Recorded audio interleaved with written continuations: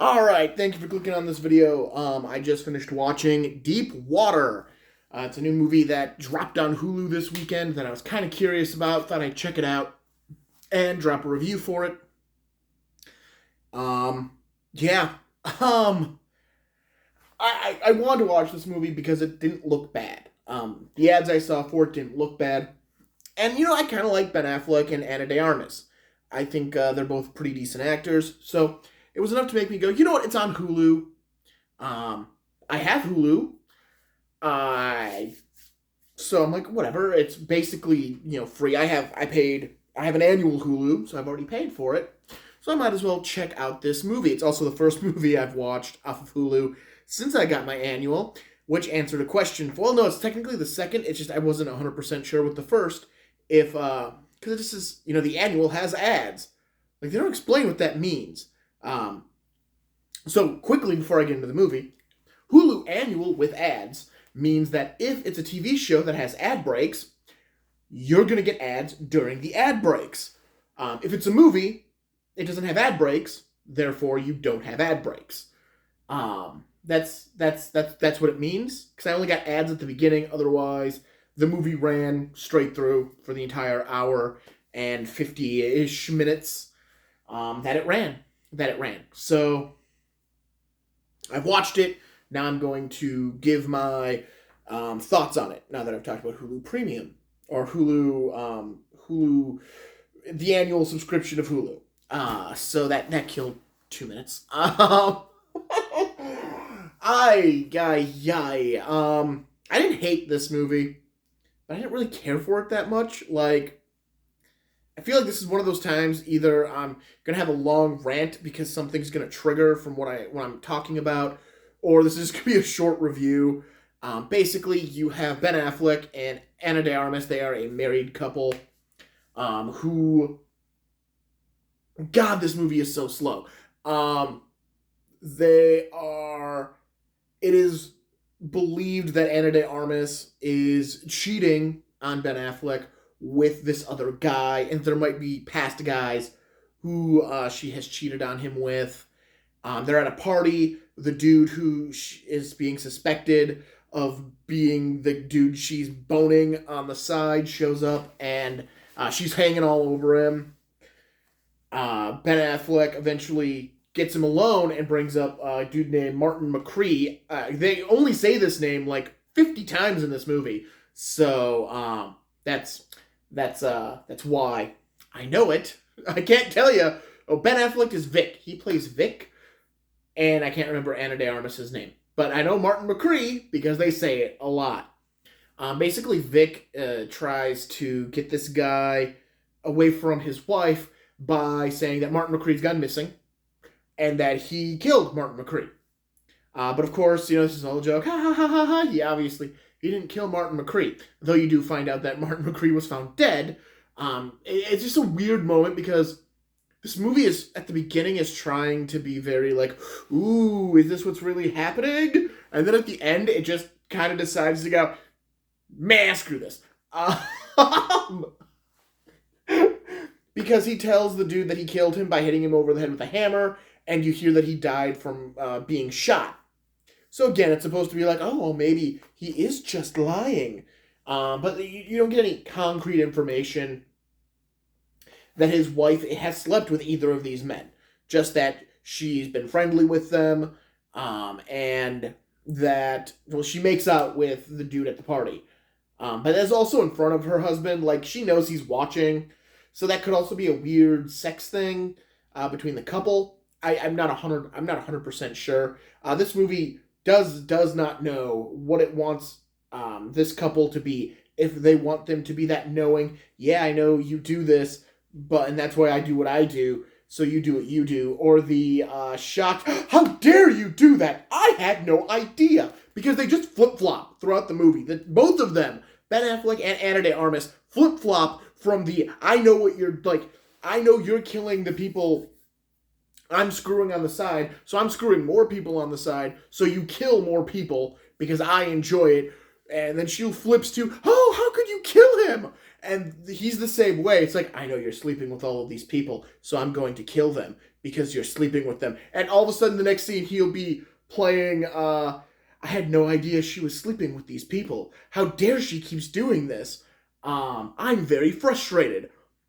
It's like Willem Dafoe in American Psycho, who was told to play the role 3 different ways, and it was all cut together in editing. This is like an entire movie of that. The role 3 different ways. His role in American Psycho, he was told to play it 3 different ways, and they cut it together in editing. That's what this movie feels like, and it shouldn't. A little ranty here. Anyways, you find out that the current suitor is taking a job in New Mexico, but there's vague threats again, but you never hear about him after it. So whether he's dead or not is never resolved. I don't really care if I give spoilers. I really don't. This is not a movie I think people need to go out of their way and watch. If you're really interested in it, watch it. Turn off this review, watch it. I'm just going to keep talking.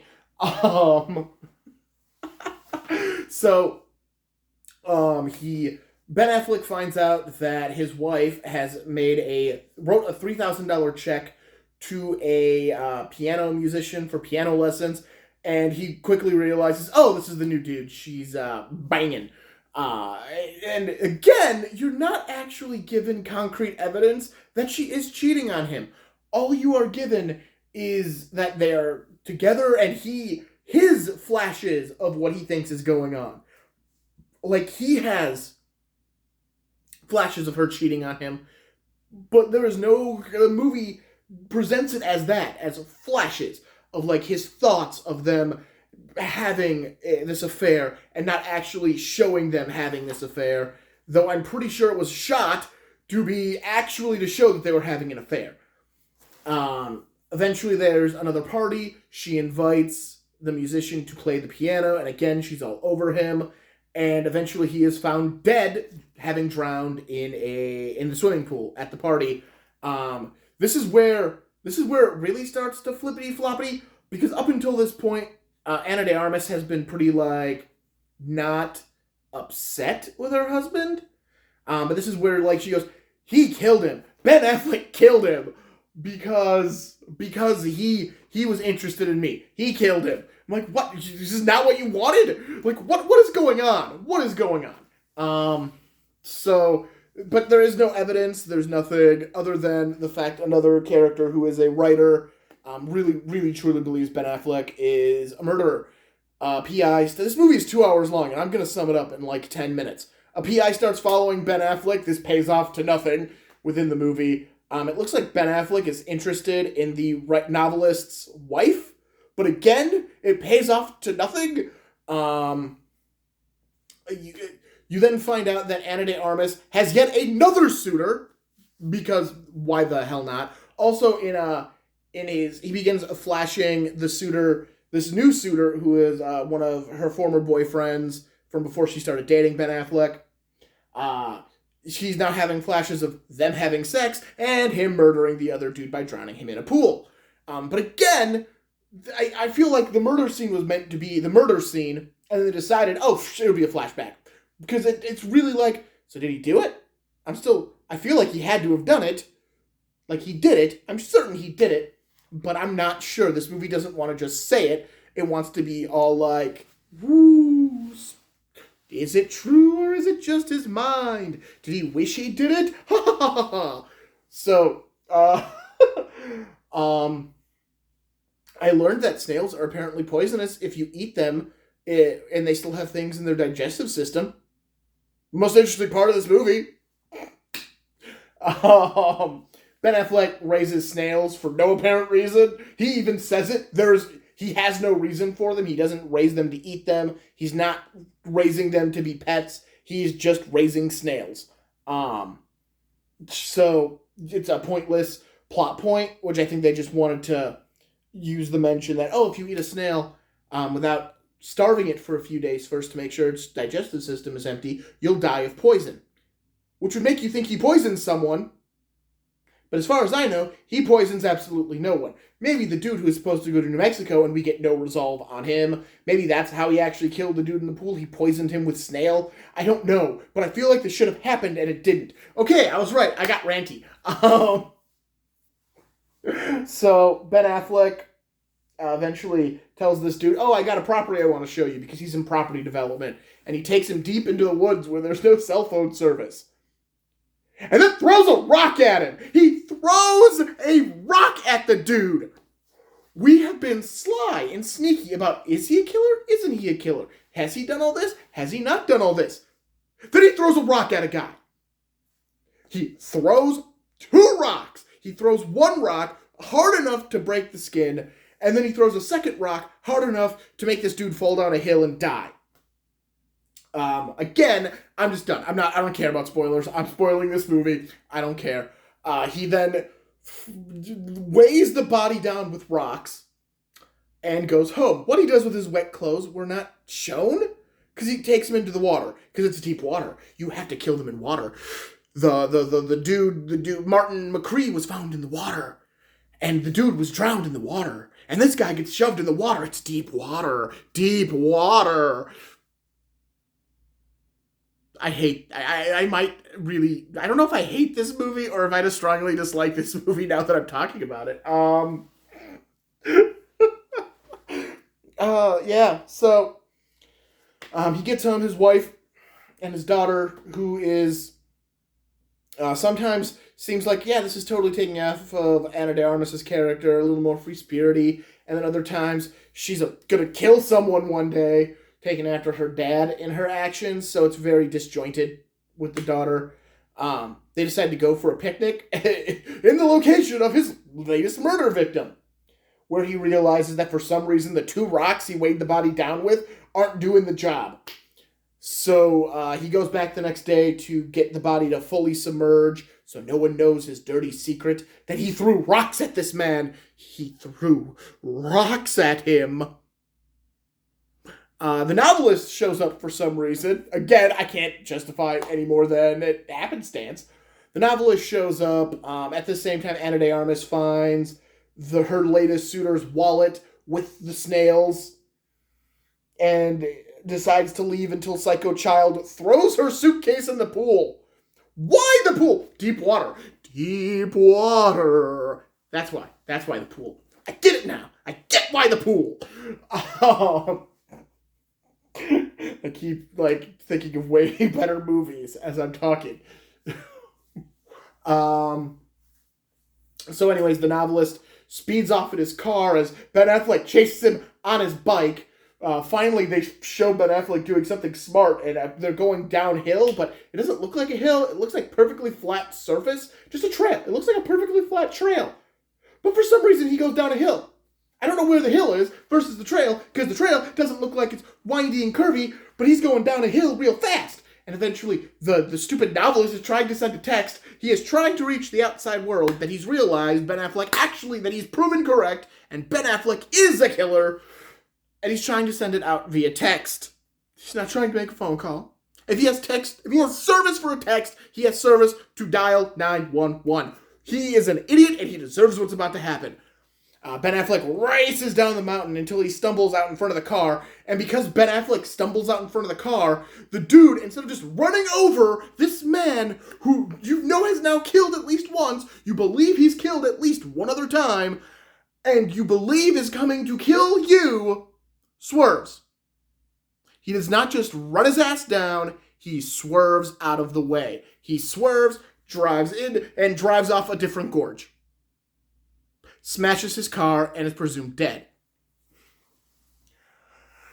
I believe he's dead. I don't think Ben Affleck climbed down the gorge to verify, though he's supposed to get his wife's scarf, and the wife's scarf was in the dude's car. So I'd imagine he went and got the scarf. He didn't have the scarf in the last scene, but I'm guessing he got the scarf. I'm assuming the scarf would be incriminating. The scarf would be incriminating. To some degree, anyways. So Ben Affleck returns home, and it mirrors the scene at the beginning to the point where, for some reason, Ana de Armas is wearing the exact same dress, which is weird, because if it was the scene from the beginning just being replayed at the end, I would have accepted it, except Ben Affleck was taking off his clothes on his porch. Weird. After his bike ride. Which would also be slightly wet because he went back into the water, but they don't look wet. Maybe his bike ride was long enough to dry them. I don't know. I don't know the logic of this movie. This movie has no logic. I don't know why I said logic. Anywho, she says she saw the ex-lover, and then it's a shot of her burning all of the IDs and everything that was in the wallet, and the movie ends basically saying she's accepted that she would rather have the love of her husband, who will kill people for her, than the love of anyone else, because he truly loves her so much that he'll murder for her, and she needs to be okay with that. I guess the moral of the story is be with the guy who'll kill for you. Deepwater. Yeah, that's the movie. That's the movie. So you don't have to watch it. I watched it, so you don't have to. It's one of those reviews. Yeah, it's not that interesting, especially once it starts getting confused on whose motive is what. Once that starts to happen is when I lost a lot of interest in the film, just because it wasn't clear. It wasn't clear what the motivation for anyone's anything is. And it introduces a lot of secondary characters who, after the pool murder, just disappeared. They stopped showing up. They're no longer important to this story because they just had to be there for the first hour and something of this movie. That's it. They were unnecessary for the latter portion of this film. Also, the fact that it was like very much a mystery as to, is he a murderer? Is he doing this? And then he hits a dude with a rock. He throws a rock at a dude just to spoil it. It's not like the dude is found dead. Like, goes off with this dude and he's found dead, and there's more suspicion, and you just get more and more clear that he's murdering all of these people. Instead, you just get, he throws a rock at a dude's head.